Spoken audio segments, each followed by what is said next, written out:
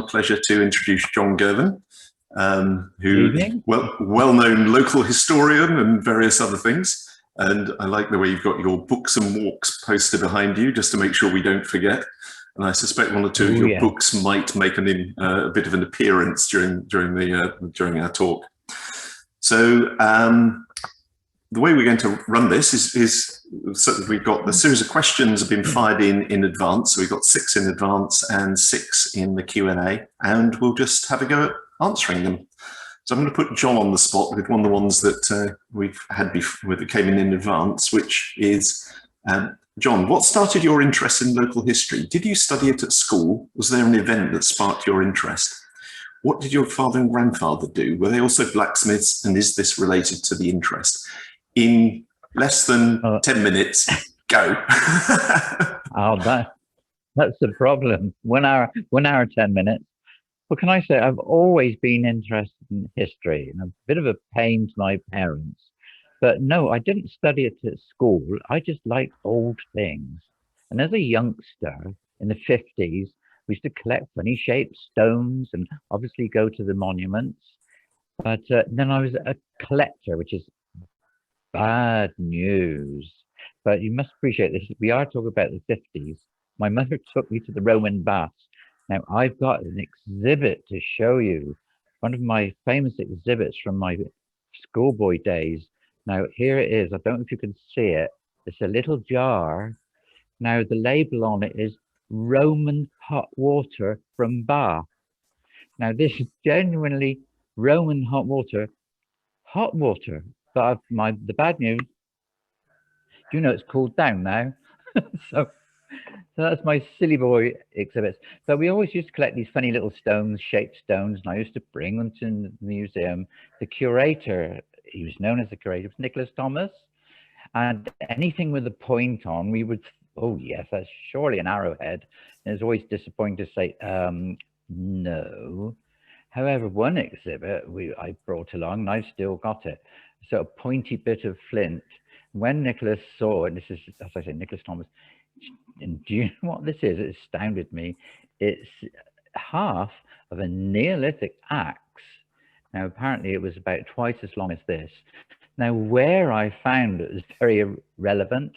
It was in the stream which skirts the bottom of Silbury Hill. And we're, as I say, bringing all these bits and pieces of stone, but out of the blue, this turned out to be, now it's broken in half.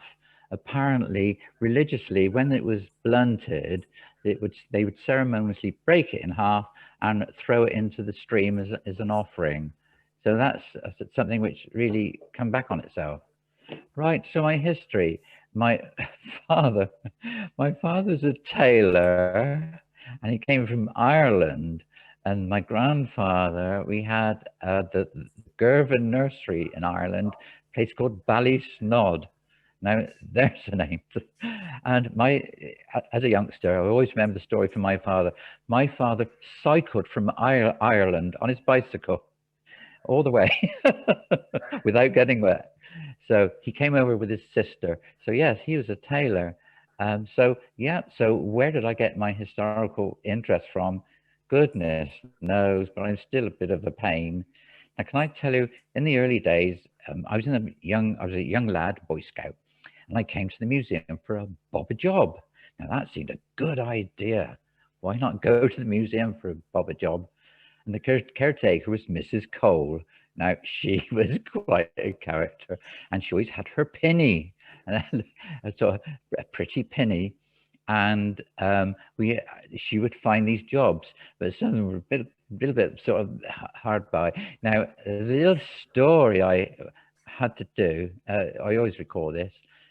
I had to take the hall where I'm in used to be the Natural History Museum, kind of gallery rather, and they had lots of stuffed animals, and they had been deteriorating over the years, and a lot of them were literally falling apart.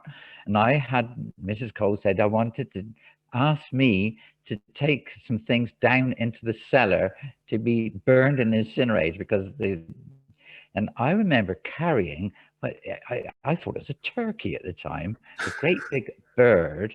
I thought it was some sort of turkey, but what was scary, it had little glass eyes. And I took it down the cellar. In those days, there's one solitary little light down there, and I was a little bit scary. And this wretched bird was looking at me with his glass eyes, and I just got near the door and just threw it. But in later years, it now transpires, it might have been not a turkey, but one of the bustards. Because apparently the museum had 2 bustards, but they became in such a terrible condition they were got rid of. And my Bobby job, that was a shilling, of course. One of the tasks was to take, well, what I thought this was a turkey, down into the cellar, into the incinerator, to be burned. So that's one of my stories. So ever since then, I've been burning things ever since. Yeah. As David knows, I'm always pestering at the museum now. Yeah. So that's my story. I could keep on for an hour. Yeah. We better terminate that one. Okay, next one. I think this one is probably for me to answer, which is, how old is the oldest item in Devizes Museum? When was it found, and what is it? So that was why I just disappeared just before we started the call. And the answer is not John. The answer is probably one of these. So this is a piece of flint. You know, as ever, the question is, how do you tell this from something that's actually made by people? And this is a Paleolithic hand axe. I'm ignoring fossils and rocks and things like that. So the oldest person-made thing is one of these. This is a hand axe. It's really a meat cleaver. Made in the Paleolithic period. Sounds very grand, but that's somewhere between 200, it's around about 250,000 years ago, roughly 250,000 years. Now, you probably know that we as humans have only been around for sort of 60 or 70 million years, 70,000 years, something like that. So this wasn't made by modern humans like us. This would have been made by a predecessor species, probably Homo heidelbergensis, but used for chopping up meat. Now, this one is from the Brooke collection, which means that it was collected by a chap called Brooke, and he was active in the 1930s. And he found it at Bedwin, so over in the east of the county, and he excavated a site in the 30s. And it came into the museum, there's a date on here, 1994. So it probably came into the museum then. So we've got about we've probably got about a couple of hundred of these. So that's probably the oldest person-made object in the museum. So that's a lot older than my half of it. Yeah, your half axe is probably, where are we? Sort of 3000 BC-ish, give or take 1,000 years, something like that. Right, thank you. So are we playing top trumps? Yes. You're up at the moment. Okay. The next one, can you tell us about memories of the old Wiltshire Lunatic Asylum, Roundway Hospital? What you know about the location of the old chapel and the hospital farm? Is this to me? Yeah, because I know nothing about this. Right. Well, I knew Roundway, well, we knew it as Roundway Hospital, but as we know, the proper title was County Lunatic Asylum, because in later years, when my father was in Devizes, he was the foreman tailor in the workshop there, and he used to take me there as a lad. There's a bit of a forbidding place, but architecturally, it's quite in the Italian style. Now, the chapel, I do remember the chapel there. It's quite a modern building.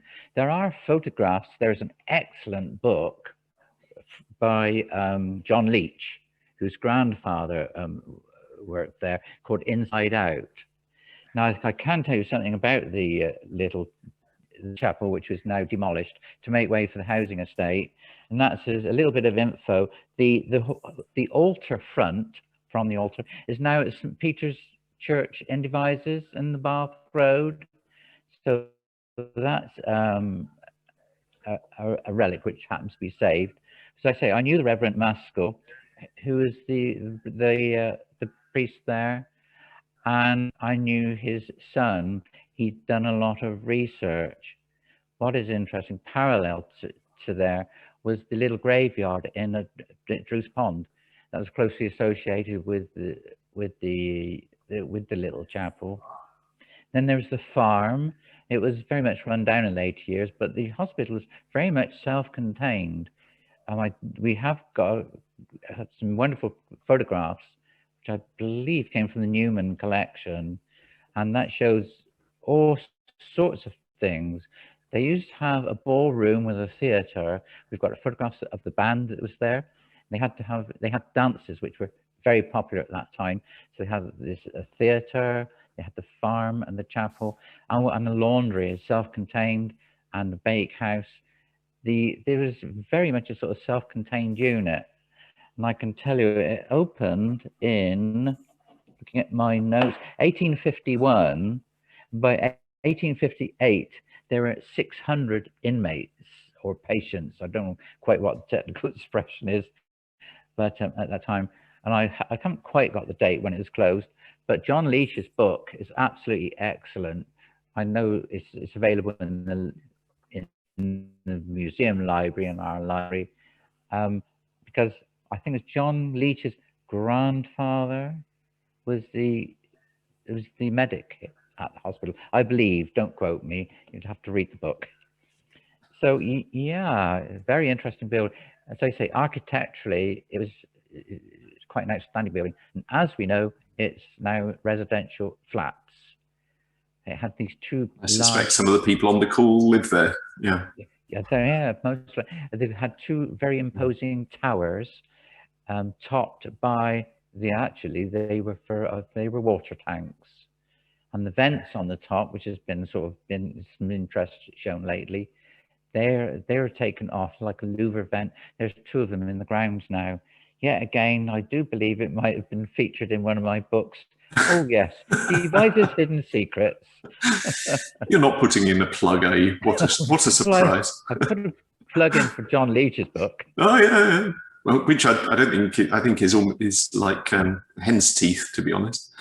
Okay, next question. Do we have much information on the existence and deployment of specialist auxiliary army units in and around Devizes? Now, I'm going to start off with this one before handing over to John, because some of you may know that we did an excavation in the car park of the museum to find the air raid shelter. This was part of the commemoration of the 60th anniversary of the end of the Second World War.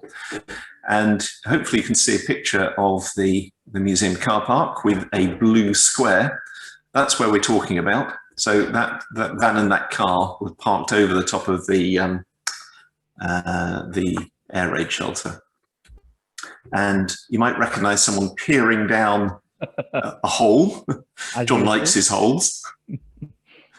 And this is John crawling in from what was the entrance. And you can see it's sort of full of rubble, and the door was blocked up. So this is the plan of it. So there's sort of a zigzag entrance on the right-hand side. You come down the steps into the main body of it. And at the back, there's an access hatch. And the door that John is sort of by, it was steel, so it was a blast-proof door made of concrete. Now, at the time, the museum was the doctor's surgery, and this, as you can see, being made of concrete, was really quite substantial, and you could fit 12 people in, sitting in benches. Now, what that means, that's really weird. Although air raid shelters were being constructed from sort of 1937 and in 1938. So everyone thinks the Second World War happened with, with great surprise. Not so. People have been preparing for years. But this was not your average air raid shelter. And when you look at the auxiliaries, so the auxiliaries were essentially special forces troops who were sort of hidden amongst the Home Guard. They were trained over at,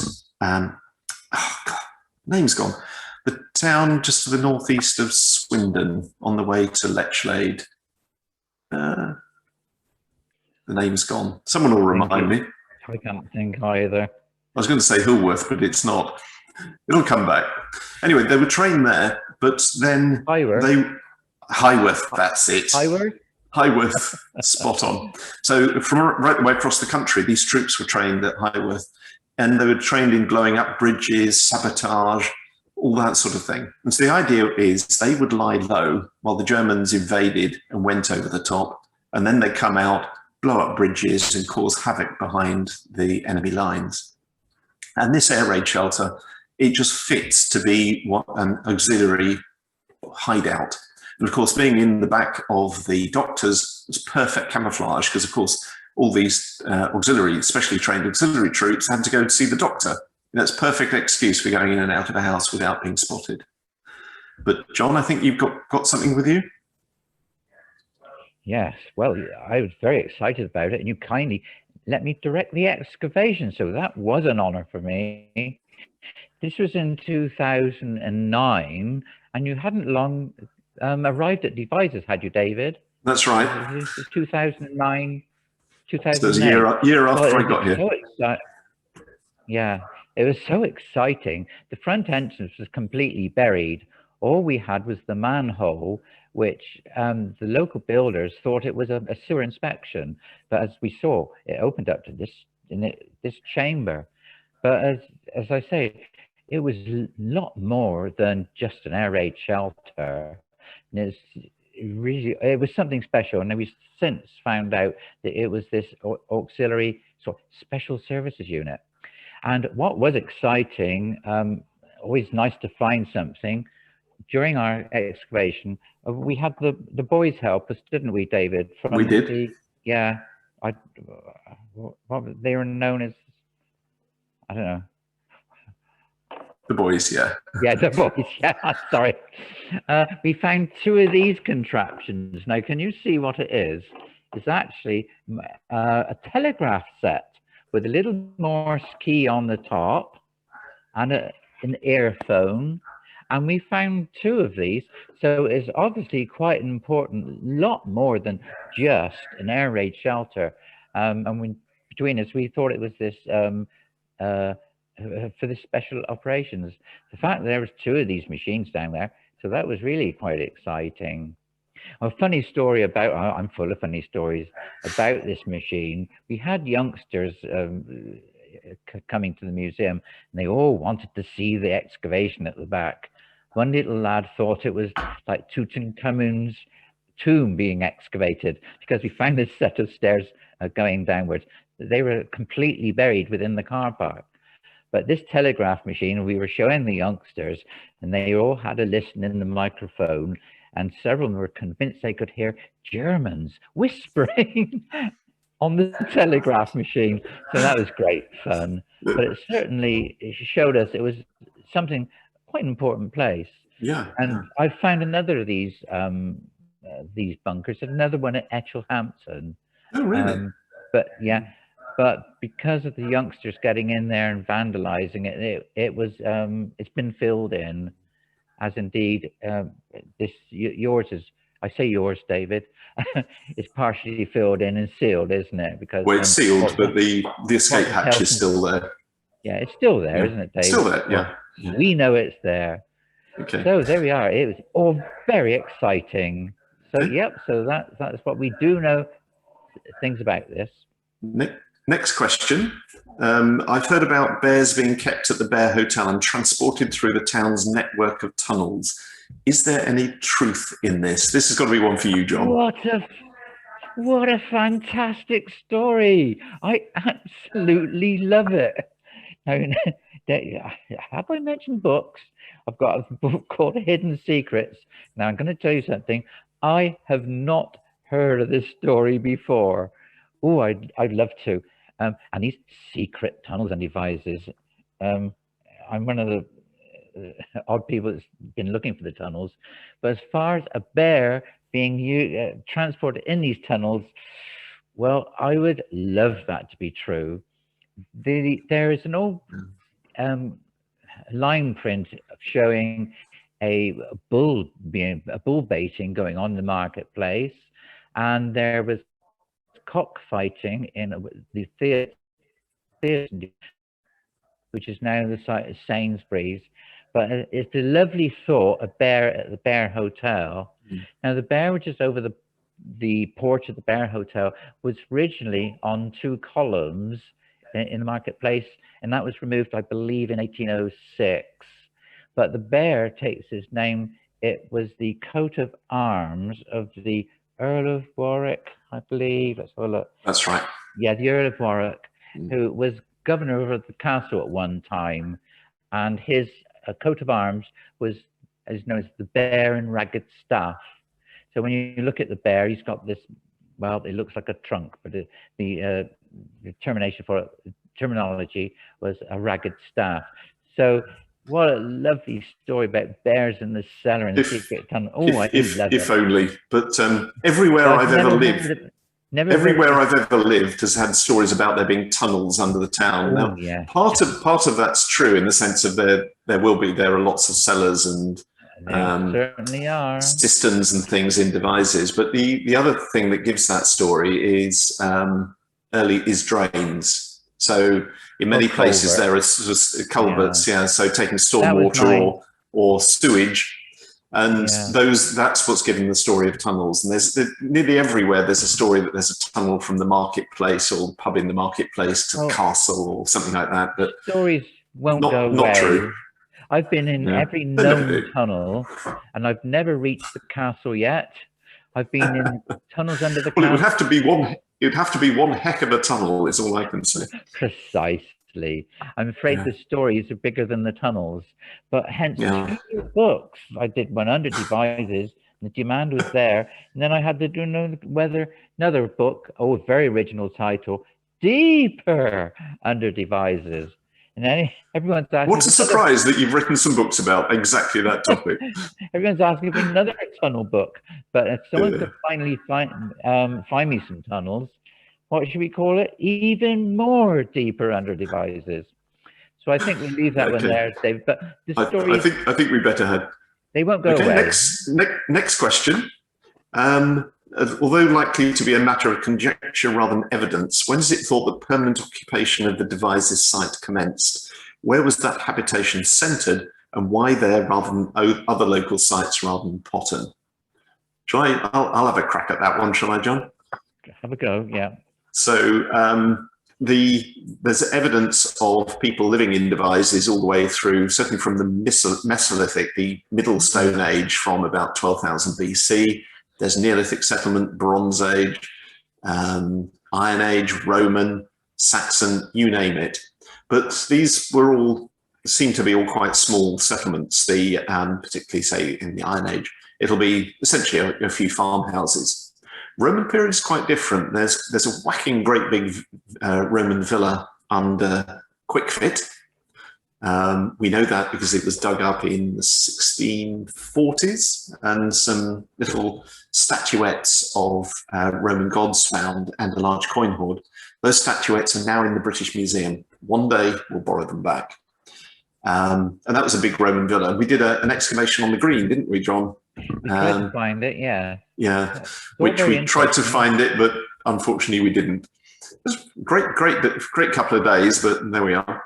And then there are other villas down not far from T.H. White, and then beyond the barracks at Leigh Wood, there's another one. But these probably all sort of villas and farmsteads rather than a town. Devizes is not mentioned in Domesday Book, and it seems to have been founded by the Bishop of Salisbury, and he built the castle on the promontory sort of jutting out into the Avon Valley where the castle is now. There may have been an Iron Age hill fort on there as well, but the evidence is a bit scant. So really it's a Norman foundation. We did the excavation at Roundway and Mother Anthony as well, didn't we? Sort of a 5-year excavation a little while back. Just out on the outskirts of town. It was all very exciting stuff. Yeah. So there's always settlement here, but not sort of a town in that sense. So I think that's probably that for that one. So I can rest assured that those 6 we had in advance have been answered. So we'll now come on to the ones that people have been tapping in while we've been going. So we'll start off with Anne, who says, I understand this was once known as High Street. When did the name of this section change to Long Street, and which Long? Ooh. Yeah, there's been many street names and changed, and I haven't always got the answer. But yeah, have you got the answer to that one, David? No doubt if we don't know, we can find it. Yeah, there is a... Was there a Long? I remember reading about this. And actually, Karen, who's on the call, she may remember, because I think there's it's named Long after a person called Long. Yeah. And I think it's in the sort of, where are we? Sort of late 1700s or something like that, when the Georgian houses along here were built. I think it was renamed at that point. There were many name changes, wasn't there, for the streets? Yeah, though interestingly, I think even at the first census, the numbers of the houses are the same as they are now. Yeah. Which is the way Long Street is numbered is weird, because it goes up one side and back the other. And the North Gate and South Gate obviously were the gates to the town, the medieval town. Yeah. And the British was the entrance to the castle. Yeah. As you say, they changed over the years, because the marketplace was known as Castle Street. Well, it was also known as the New Port as well. Wasn't it? Yeah. So at the time, Port was a market. It was another name for market. Oh, yeah. And Karen says that possibly the Long Street's named after Walter. And Karen, do you remember what year? Any idea what year, or what's roughly what date? This is the great thing about this. We can phone a friend. This is good stuff, isn't it, David? Yeah. And while we're, oh no, Karen can't remember. And Malcolm, by the way, has said that dancing bears were common travelling entertainment from medieval times. Well, they were. So it's quite likely there were bears here, but I don't think there's any record of one. Well, we've got photographs of elephants coming in. Travelling circuses would come to town, but yeah. It's the bears down the tunnels. That's the bit I like. Yeah, and of course Horatio, who's just behind you, we think he probably was in a travelling circus or travelling menagerie of some sort, and he died probably in the 1820s or thereabouts. I just saw him wink, David. I don't know. He heard us talking about it. Yeah. Okay, and Anne has asked another question. Which present-day building in Long Street was the 3 Tons public house? When did it cease trading? That's got to be one for you. Wow. You'll know that. Let me say, let me wave something in front of you. I do a walk called the Lost Pubs. I call it a dry pub crawl. There's no drink and there's no pubs either. But yeah, I've got the exact information for that, but unfortunately not in front of me. But yeah, you were right. It was the 3 Tons. Do you know there were 90 pubs in Devizes and 40? Oh, it made a good pub crawl. Yeah. Well, mine is a dry pub crawl. There's no drink or even yeah, and 40 in the marketplace. But I do stress not 90 and 40 all at the same time over the years. It sort of came and went. That's a good question about the 3 Tons. Because you sort of think of pubs as being permanent, but even over the last few things, you've had things like the Artichoke go and the Vaults come. Yeah. So they do, even today they do change. There were 3. We've got from Philippa. Philippa has said that Sir Peter Long was MP for Devizes in the 17th century. So it may have been named after Long Street may have been named after him. Thank you, Philippa. Okay, and next one from Jan. I'd like to know a bit about the military history of Devizes. Why were the barracks erected and who occupied them initially and then until they became redundant? Oh dear, that's not, that's a bit modern for me, David. Yeah, modern rubbish, isn't it? Well, the other thing is that the barracks on London Road weren't the first barracks. There were barracks down on the Bath Road, just down beyond St. Peter's Church. Oh, that was the Wiltshire Militia. Yeah, that's right, the Wiltshire Militia. So, and then I know that was later occupied by the Wiltshire Regiment. Yeah. And then the new barracks Right. were built and the regiment moved across. And the old barracks were then used as the police headquarters. Now, That's right. one amusing thing about that is that if you've read Far from the Madding Crowd, now some of us have read that assiduously because it's one of our favourite books, you'll remember that I've forgotten her name. The name of the girl. It's not Bathsheba, it's the other one. Who goes to visit Sergeant Troy at his barracks. The chances are that the Sergeant Troy was stationed at the barracks here in Devizes. Yeah. So somebody will remind us of who the character is. There was the Lee Marchant barracks too. Yeah. Lee Marchant, wasn't it? Yeah, and then there's Rosashire Road, isn't there? Yeah, that's named after a famous battle we got when all the officers were wiped out. But the barracks were the barracks were Wiltshire Regiment until I think the 1960s when the regiments were amalgamated. And it was also used for a time to train the Civil Defence Corps. It was a mock nuclear attack. Sort of rubble themselves to people were practicing civil defence and sort of rescuing people. We got a fantastic photo of that. Fantastic, yeah. Because it's now the Rifles, isn't it? All three regiments were joined together and it's known as the Rifles now, which incorporates the Wiltshire. Yeah, that's right. I've forgotten that. And of course, there was a museum in the barracks at Devizes, but then that was moved with the amalgamation down to the wardrobe down in Salisbury. Salisbury, yeah. Okay, so I remember it. We've got just 3 questions to go. So now's a good time to start thinking of a couple more. So Charles has asked, does John remember the swimming pool in the Kennington Canal behind St. Peter's Church? And was the canal just used by school children or by other people in the town? Well, let's start and then work backwards. I remember the Rotherstone pool, which was built in 1936. But as it was stated, there was a pool in the swimming pool. It's in the canal itself. We have got some pictures of it.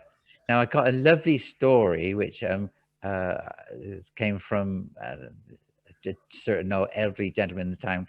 Now, the water was very green, and it's just like an enclosed section of the canal, and there was corrugated tin fence all the way around and chicken wire below the water level. And there's a certain lad, which I won't mention his name. It was a certain sports day in St. Peter's, which was backed onto the swimming pool. And this little lad, it was, as I say, it was the water sports day. He did this spectacular dive off of the diving board. But what everyone doesn't know, the night before, he had some little snips, and he dived down and cut a hole in the wire mesh. Now, on the day of the sports, he dived off the diving board, swam. Yeah, you're there, aren't you, David? He swam down underwater, through the hole in the wire, out into the canal, went home. And they spent 2 days dredging the canal, trying to find his body. And apparently he got a heck of a walloping when they found out what happened. I bet he did. His name wasn't by any chance John? His name was John, but not guilty. Another not story. You. You learned to swim very quickly, because if you sort of I bet he did. Black leeches would stick on your legs if you didn't if you hung about too much. So you just learned to swim very rapidly. But then there was a swimming pool also then was built up by Rotherstone. Oh yes, I remember that well. Built in 1936, and Sidney Dowse was the pool attendant, and also he was town crier. I think we all knew Sid Dowse. We lived along Rotherstone, number 5, and what we used to do, we used to go for an early morning swim, and Robert Kemp used to go along. I always remember Robert Kemp from the Outfitters. This is senior Mr. Kemp. We used to jump, dive in or jump in and swim a width. Mr. Dowse used to have to crack the ice at times before we could swim across. Another happy memory at the pool, you could buy a hot OXO. It was a penny for the OXO and a penny for the hot water. So for 2 pence, you could get a lovely hot OXO drink. But I could keep going about the swimming pool there. When did it close? Do you know? Well, it's when the leisure centre opened. Which You know, was ish. 80s? I thought I could turn it up. I could turn it up in one of my books. Yeah, but they took over because the new leisure centre, as we know, is sort of super luxury. The pool, I think they did attempt to try and heat the Rotherstone one, but a terrific heat loss. It didn't even have a sort of a cover over it. It's completely open.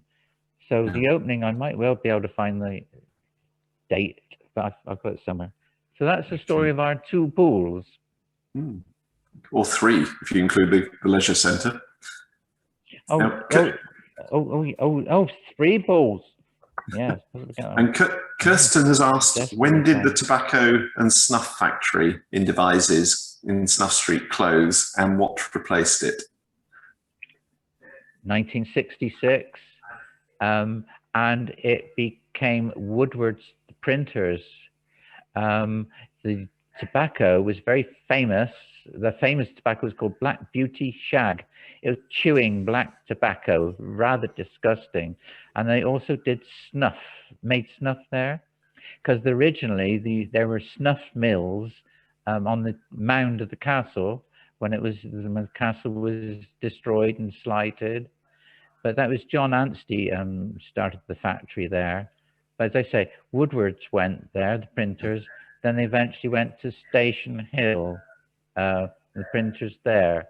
But yeah, it was a great factory. The chimney was there for a long time, the Anstey's chimney. You always remember the chimney. It used to smoke a bit. So yeah, so 66. Now that's the date I do know. Very impressive. That's the Anstey's. We were very, it was a famous tobacco. There's also, you can still get the cigarette packets now and the cigarette cards. Yeah, picture cards. They were bought out. To collect them. Yeah. The Anstey's were bought out by the big company in Wills in Bristol, who then sort of ran it down before. Yeah, so that's what happened to it. Yeah, it was quite a concern. Mm.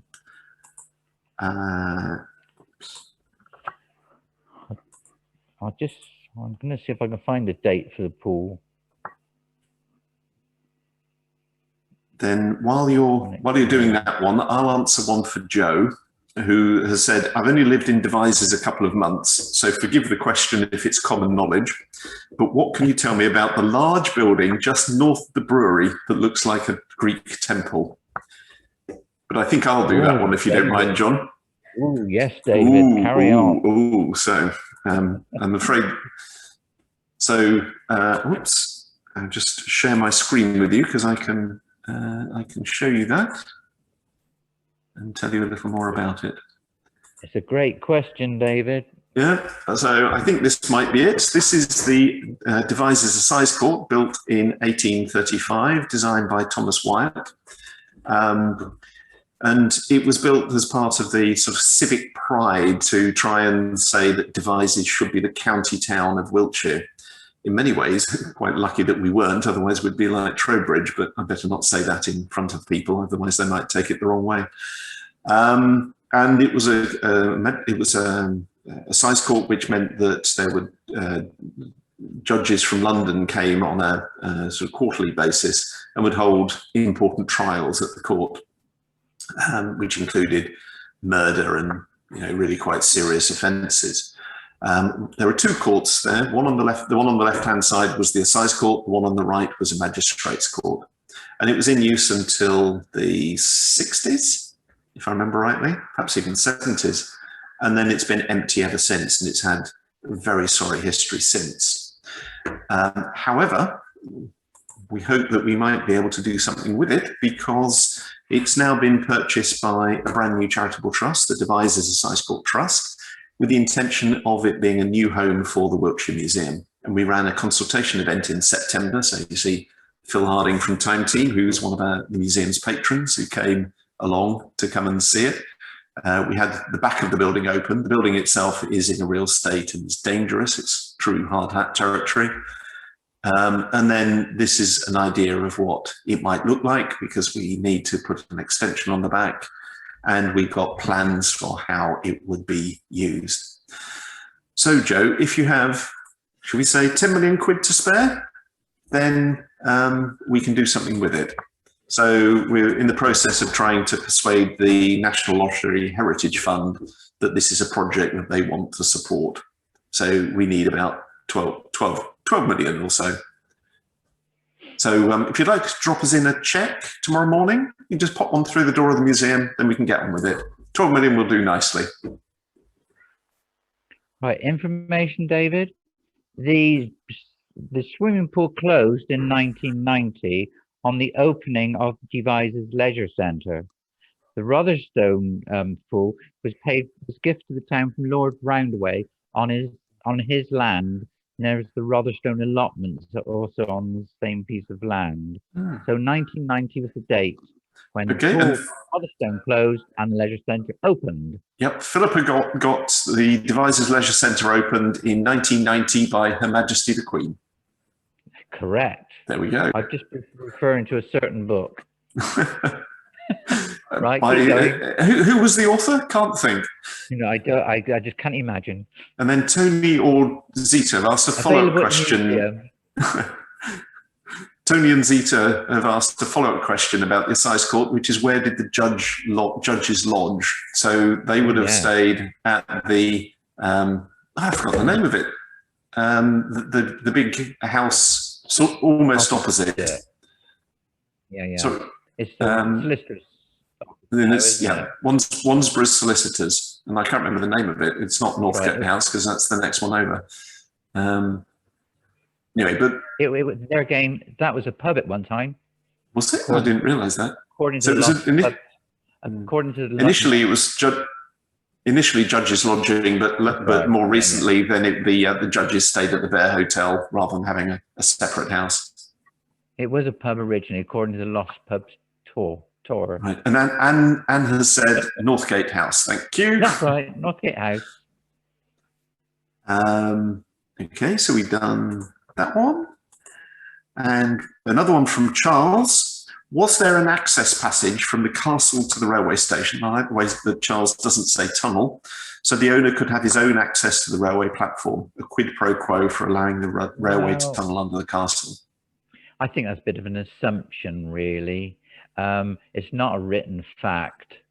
Like there is the tunnel there, but I've never heard that precise story. Well, actually, not private access to the station, to the platform itself, but certainly there is sort of a side gate and there's sort of a lane which runs through from the castle down to the station. But it wouldn't have been free. They didn't as far as I know, they didn't have free ride on the trains because of the tunnel.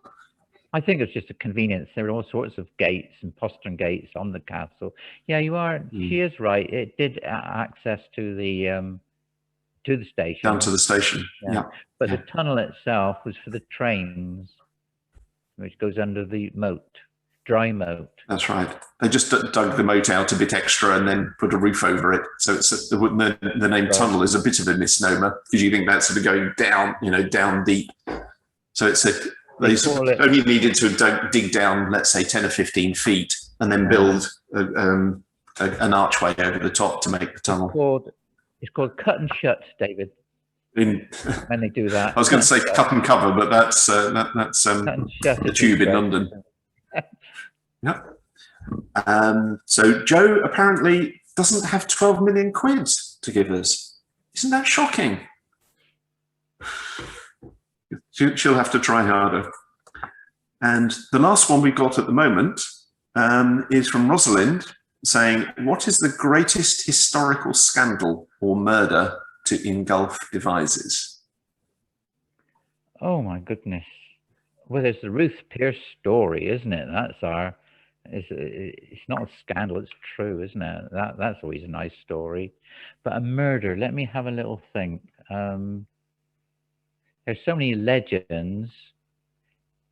Has she got one in mind? Doesn't look like it.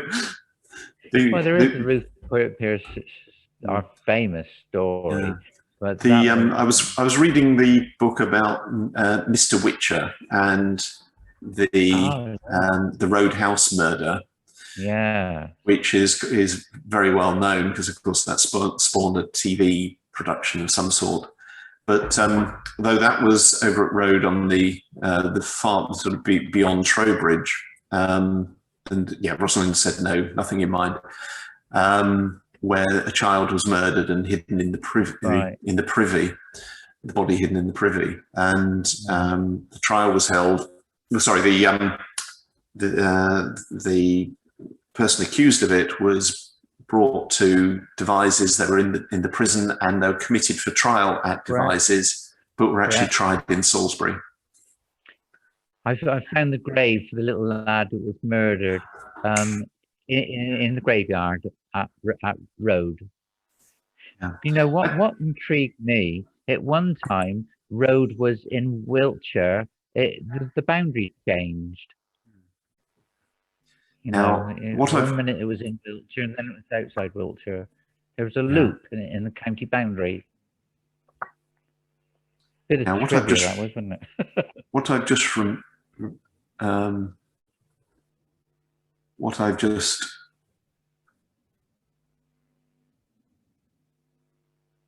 sorry, Philippa has said that she submitted a question, but I don't seem to have seen it. So Philippa, if you could submit it again. Of course, there's a murder that Nicola found I think it was Nicola, found something out about a few weeks ago. So Nicola, you're on the call somewhere. Can you remember who that was, so I can either talk about it or so I can find it?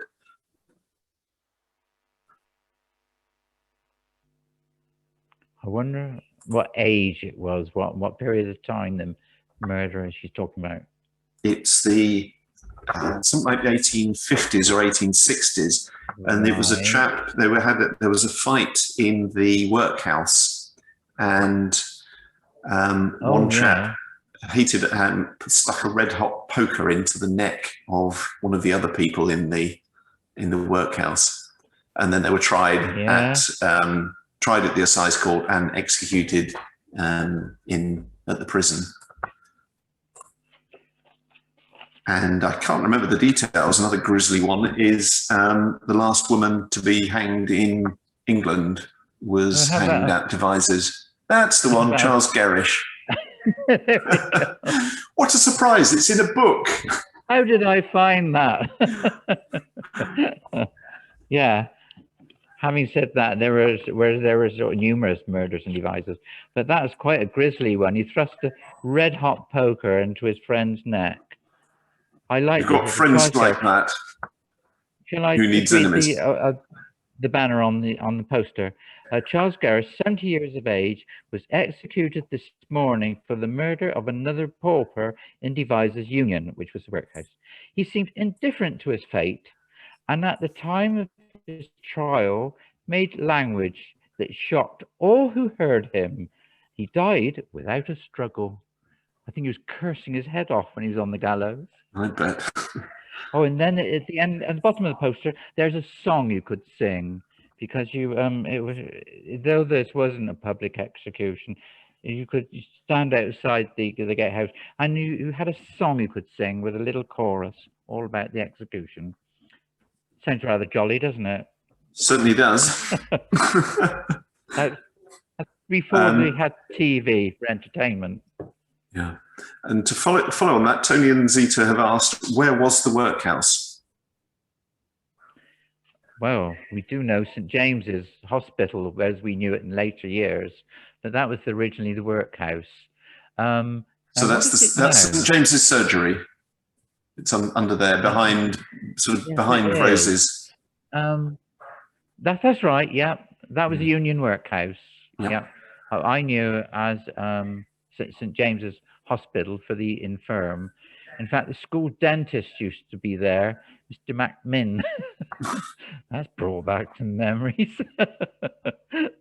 Yeah, that's the site. And Philippa has asked, when they first moved to Devizes, they were amazed at the number of pubs in the town. Can you tell us how many pubs there used to be in the old days? Well, Probably at any one time. There were 32 possibly when Philippa came to Devizes.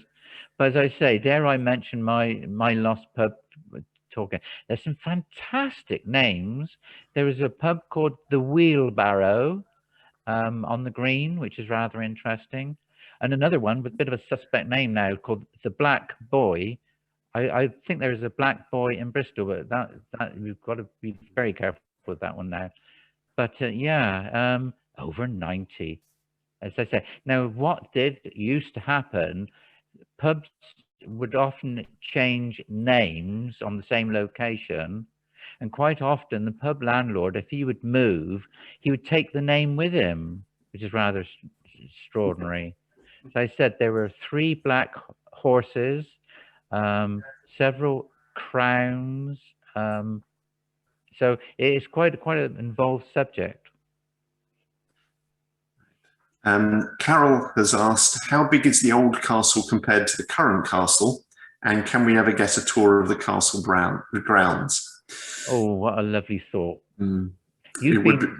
You've had some limited visits, haven't you, David? Yeah, we did. We had some a few years ago where the owner allowed us to take tours around the grounds, but they've put the castle up for sale. And I thought I'd seen that it had sold or was under offer, but I've not heard anything about it since. Now, the original keep, it was described, wasn't it, by William of Malmesbury as the mightiest in Europe, with, was it 5 portcullises and 3 drawbridges? It was a square keep, very similar to Richmond Richmond Castle, built by Bishop Roger. That was quite a formidable. But the castles we know it today is between 1840 and 1860. Some people don't like it. I like the castle we've got now. I call it pseudo-Norman or neo-Norman. Well, I think that's probably pretty fair. Pseudo-Norman. Now, if you want to find out more about the castle, he says, I did give a talk back in the autumn, but the sound quality was absolutely rubbish on the recording. So it was too bad to be able to put up. So I did give a talk about it back in the autumn. I probably ought to redo it. Perhaps I'll redo it this summer or something to talk about the history of the castle. And the basic footprint was very similar to the current castle. It came a bit further, where are we, eastwards towards the town, because you can the outer ditch probably went underneath what is now the telephone exchange and went under the cellar in the corn exchange that's now the nightclub. That's in the ditch of the external ditch of the castle. It gives you an idea of how far it came out. So it's a bit bigger than the current footprint. David, you've got a model of it in the museum. I can't quite remember who made it. No, I can't remember either. I seem to remember someone with the initials J and G. Would that be right? But it does illustrate the model. We made it, or I made it for the 800 exhibition. We placed it on a geological map of the town, and as it appeared in the 14th, 15th century. But it does illustrate it rather well with this mighty Norman keep. But it's in the recent history room, isn't it, David? In the Story of Devizes gallery, that's right. The only thing is that you weren't clairvoyant enough to spot what was the excavations that were done a couple of years ago under the recently restored house, which establishes that was the the outside that house is built in the ditch. Bit remiss of you. Fantastic. Okay, Fantastic next question. One always gets that.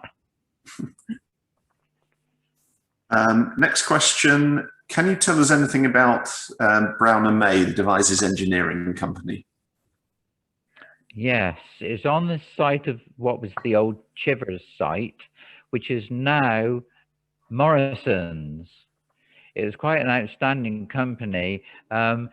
There's a little row of cottages opposite the Crammer, and they've got the initial of B&M on a plaque, on a little stone plaque on the buildings. But they were one of the biggest agricultural engineers in the country, Brown and May. One of them, I don't know if Mr. Brown or Mr. May, used to live in Browfort House, where the Kennet office was. And they had one of the biggest collection of steam traction engines in their day. They were manufactured by Brown and May and taken over by Chivers.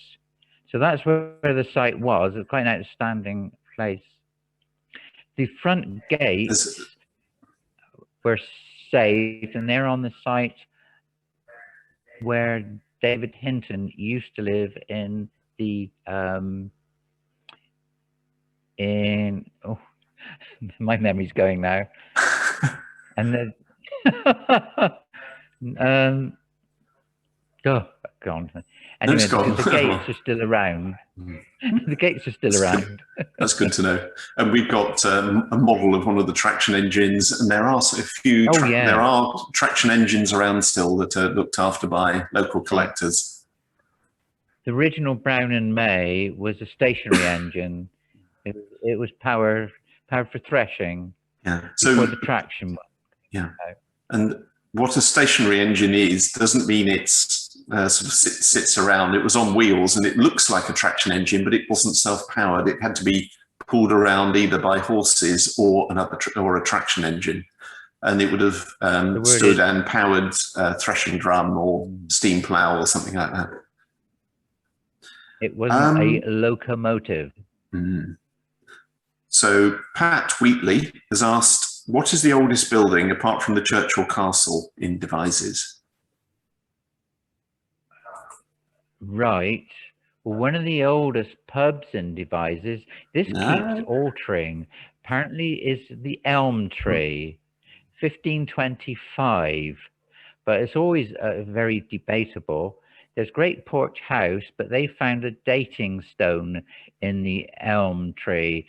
So that sort of took on the mantle of the oldest building Devizes. So that's what I use at the moment. Yeah. But there are several timber framed. Well, Philippa has just put in the chat a link to the town trail, and Malcolm has said Porch House. So if I remember rightly, Porch House is 13th century, isn't it? Is it Porch House? It's the one on not Monday Market Street. Oh, the one in, I stand corrected. Monday Market Street. The oldest pub in Devizes, I should have said. Where they call St. John's Court. That's 1450 in St. John's Court. Yeah, but Porch House on Monday Market Street, I think, is 13th century, if I remember rightly. Yeah. Oh, 1450, says Steve. There we go. Just shows how wrong you can be. That's the date I said. Well, I agree with that. Yeah, 14, okay. That's the date on the plaque. I've seen that plaque. So I said the other one was in St. John's Court, not St. John's Alley, but St. John's Court, which is down by the church. Yep. It's been refronted with stone, but that's a hall house. That's early. Okay, Charles has asked, how grand a house was Roundway Park, and when did the greater part of the house get demolished? In the 50s. Well, that's where Colston lived. That's right. We know how he made his money, don't we? Well, the family. It's not the family then. Yeah. And then he became Lord Roundway. The it was demolished in the 50s. The White family bought it. During the war, it was occupied by the US Americans, and it was gradually demolished over the years. All that's left now is one wing and the frontage, the gatehouse. But there are enormous cellars under there. Yet again, we're looking under Devizes, absolutely huge, almost like a cathedral underground. But yeah, it's the 50s. It became run down because there were the Colston family had no inheritance. Little Mary Colston, who died, she fell out of a window, and her grave is in the cemetery. So there were no males. The family died out. Very sad, tragic. The house was bought by the council, wasn't it? That's right. Yeah. For, I think it was going to be a school. No, it was going to be a school, or was it? Well, police HQ. I can't there quite were remember. Several owners. As I said, in the 50s, it was the White family. Yeah. So yeah, there's a I'll do your trick now. We've got a book in the museum written by Simon Banton, who researched, done a fantastic job researching the house. And he gave a talk a little while ago, and when in due course, that will go up on the catch-up page of our website, so you'll be able to listen to his amazing talk. And one of the things that really came as a real surprise was that if you know the lane, Dyehouse Lane, that goes down just behind Rotherston, goes down the hill, there's some brick abutments to each side of the lane there, and I had no idea what they were. But there was a railway built, a horse-drawn railway built to go from Roundway House all the way to the Dower House, which was Bellevue on just by Wobbly Way. And Belvedere Wood, and it ran around the top of Belvedere Wood. So we had another railway in Devizes. It was built from the rails that came off the canal. I've got some photographs of Lord Roundway was a steam enthusiast.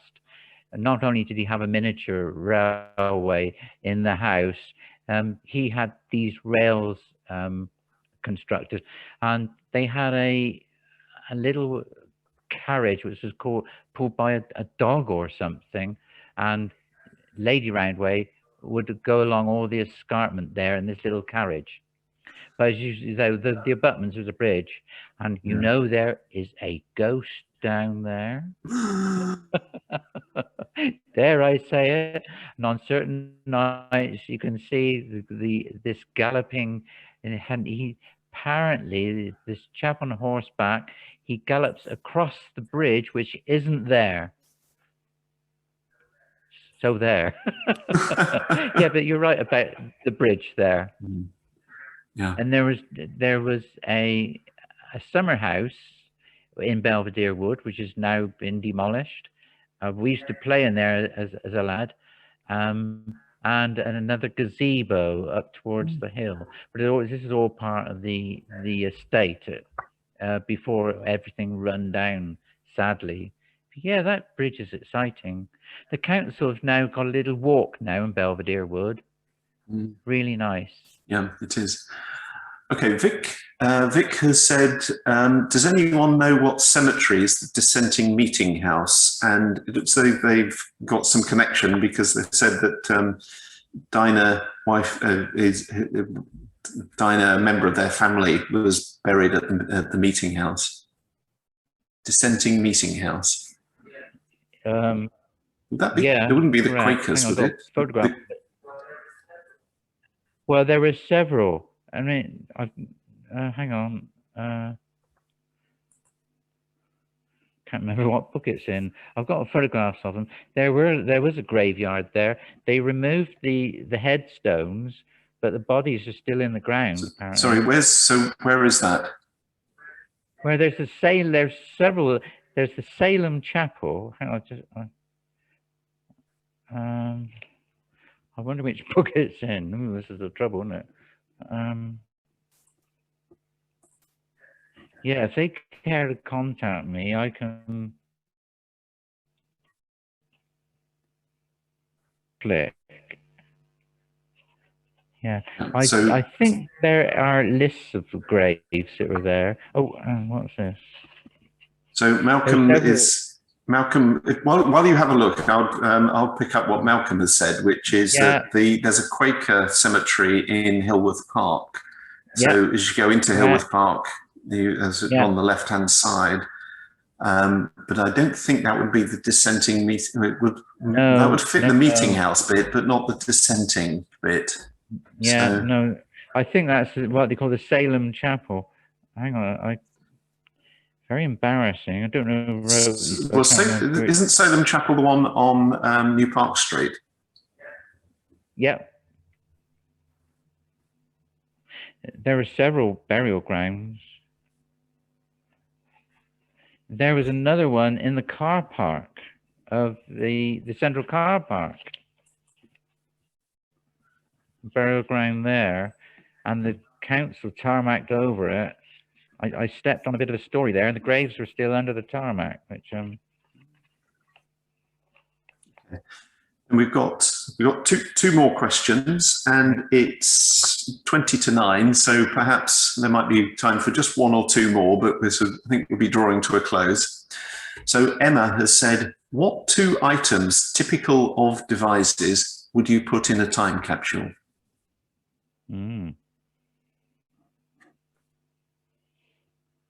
Right.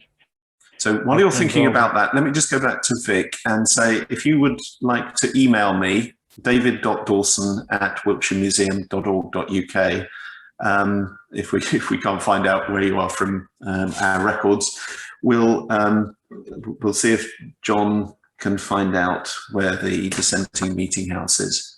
Yeah. Okay. Yeah. Well, John, don't worry for now. So, what two items typical of Devizes would you put in a time capsule? God gracious me! Whew. Cheesecake. It's open to great. I've been involved with several time capsules, so I'm a bit tired. Yeah, it's just a matter of opinion, actually.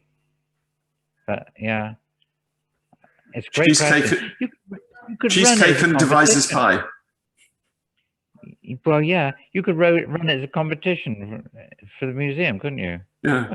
See, of course, we've got a couple of people saying 6X, which is certainly true now.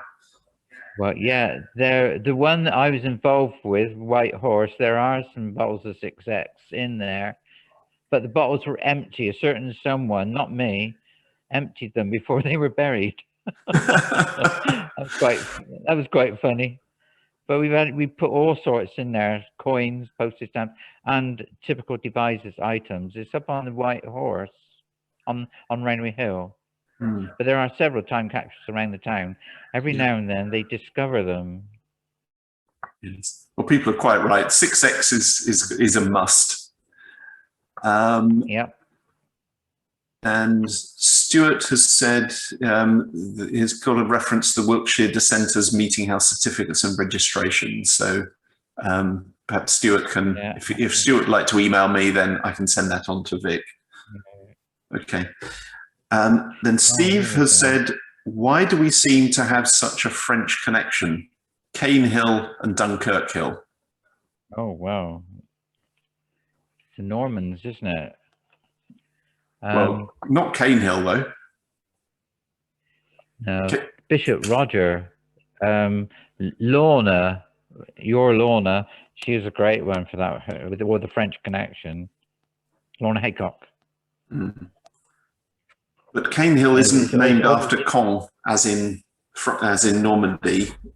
It's from memory. It's sort of after the reeds, the canes that grew at the bottom of the hill, used for to help with thatching. Yeah. Dunkirk, I'm not quite sure where that comes from. Somebody might be able to help. Dunkirk Hill. I know I've seen it somewhere as to where it came from. Yeah, I should know, and I don't. Well, I don't know that. So we'll have to pass on Dunkirk Hill for the moment. And Carol has asked, the first mayor of Devizes was John Cray. How old is the present mayoral chain, which is quite spectacular? And it is. And if you haven't been to see it just inside the town council, in the town hall, when you can, that's an absolute must. All will be revealed, won't it? There, yeah. So, John, the mayoral chain, have you got any ideas how old it is? I'd have to go and look myself. I know it's exceptional. I'm surprised. I would have thought Carol would know herself, but maybe she wants to tell us. The mayor should know. I should know. Yeah, from memory, or from what I remember, it's probably about the 1870s or 1880s. But it is made of gold, isn't it? Yeah. So I know it's quite valuable. The Hannop cup is even older. The Hannop cup, which is a medieval. It's a Tudor mazer. Yeah. Town crier carries the Hannop cup. Yeah. That's very early, I know. Yeah, but a trip to the town hall, have a peek. You can see it with the little. And Charles had said something interesting, which is that he said that were there not a lot of French prisoners from the Napoleonic Wars used to dig the Kennersnaven Canal, which might have given French names to the area. And that's not something I've heard of. Well, yeah, I've heard it. I've heard it. Yeah, it's something that we really want checking up. And the canal people may well have the answer for that one. But as I say, Cane Hill is definitely not related to Cong, and Dunkirk we're not sure about. Yeah.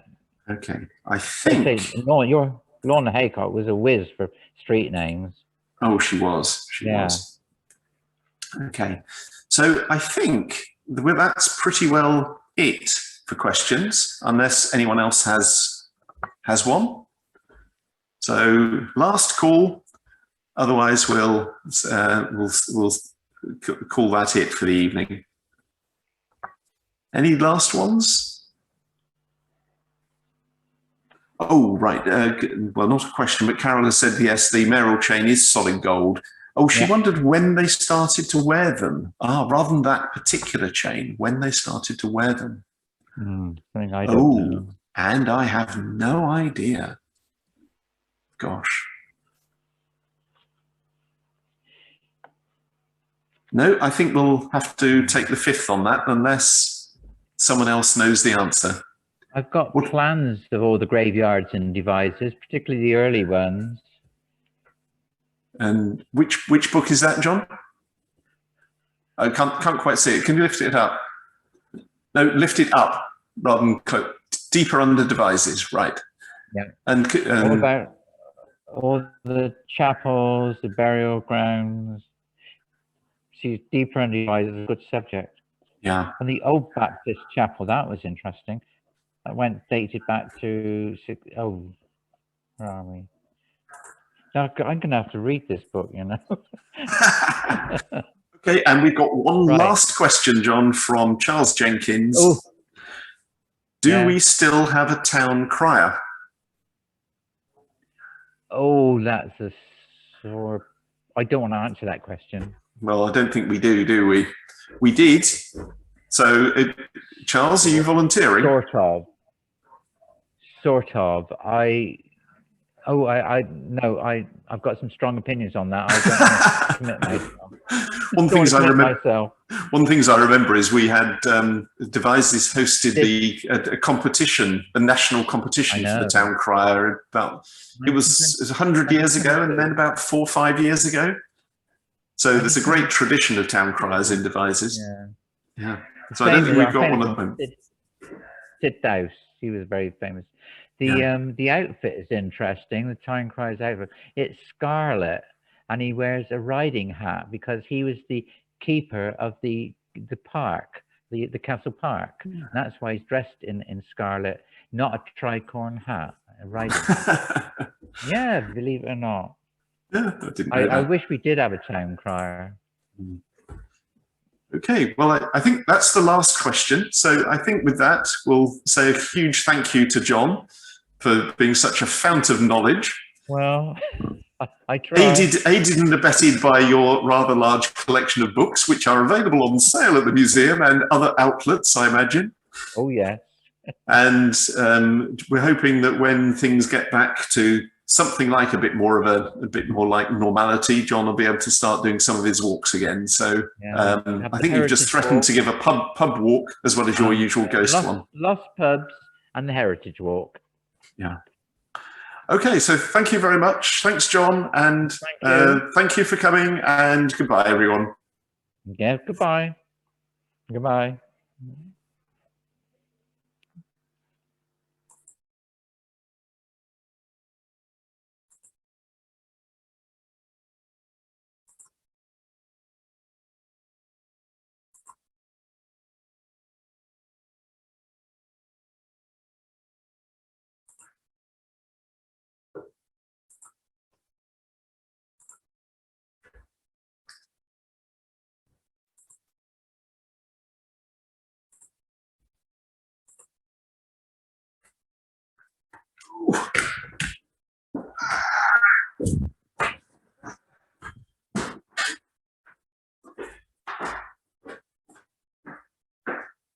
Oh, that's fabulous.